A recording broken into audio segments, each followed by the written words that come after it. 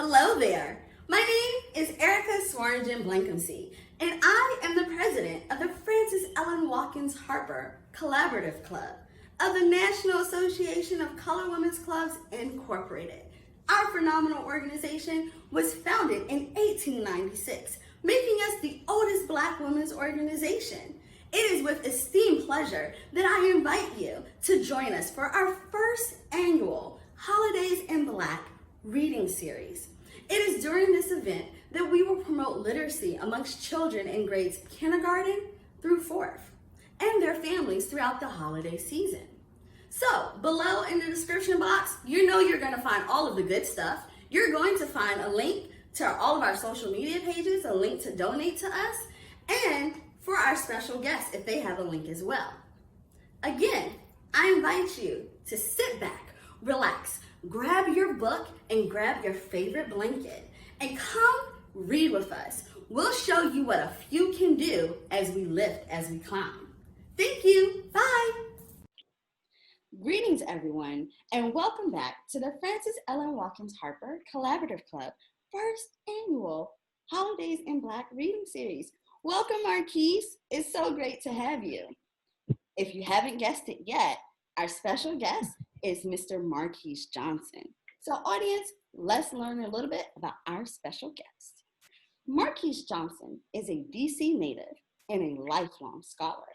He is a diversity and inclusion specialist at a Fortune 500 company, and he also is a poet and fiction writer. He has served as a middle school and primary school teacher after earning his Bachelor's of Arts in English from Kenyon College.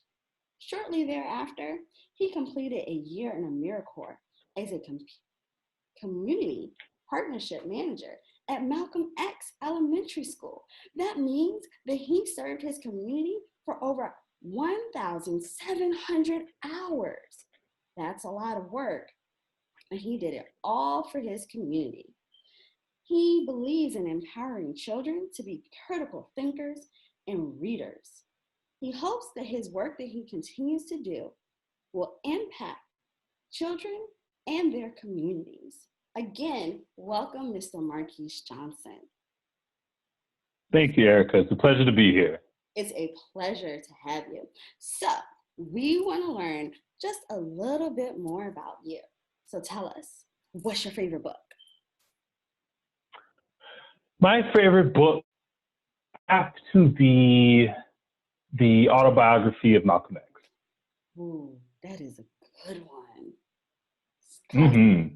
I love it. So tell us, why is literacy so important? Well, self-determination can't be achieved without literacy. Black people must be literate to write their own history, change the narrative within our country's popular consciousness, and to create new stories for Black people in the U.S. and beyond internationally. Absolutely. I wholeheartedly agree. So, you're a special guest. Most of our reading series events has women reading. And I want you to really explain to our Black fathers why it's important for them to read to especially their Black sons. It's important for Black men, Black fathers to read to Black boys so that the children can see themselves in literacy, see themselves in education, and see themselves as a source of knowledge and power. Absolutely.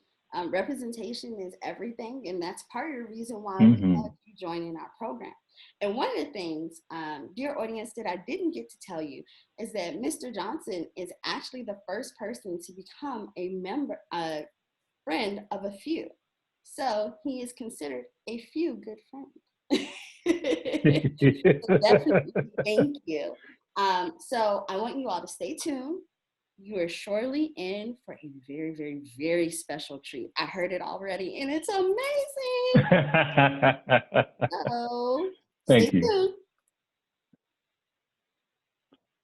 The title of my story is My Santa. On the night of Christmas Eve, a noise woke me up. I got up out of bed and peeked out my door. The light was on in the living room, and I could hear Santa humming my mommy's favorite song. I wanted to see Santa with my very own eyes, and now was my chance. I tiptoed into the living room, trying to not make a sound. No one will ever believe me, but I saw Santa in my living room.